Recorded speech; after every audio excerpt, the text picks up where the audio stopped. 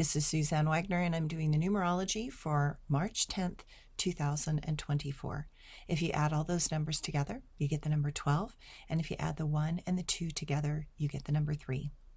The number 3 is a number of positive mind, but it's also called the roller coaster. It can be really positive and it can be really negative, and so it's a reminder that attitude is a choice often.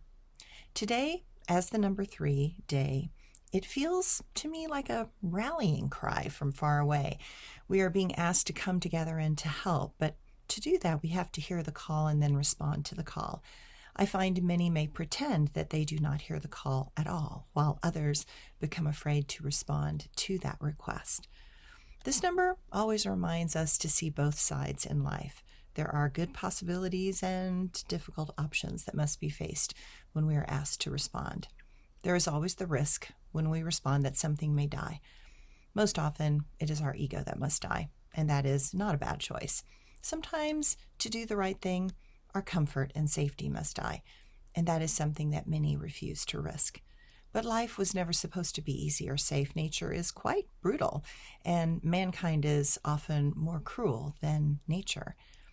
Today, there is a bit of excitement in the air as we realize that we need to respond to something, but we can also fear that we may not be up to the task.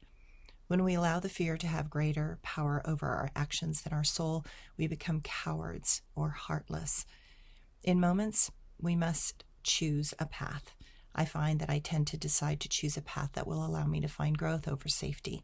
That has led me on some wild goose chases, but the wisdom I learned from those moments is priceless, and the stories I have to tell are astounding. I would rather risk and try than live a boring life. Passion is a fire that keeps your soul alive and warm. Without passion, a soul begins to curl up and become a stone. Passion keeps us from allowing fear to freeze us to death. Thanks, everyone.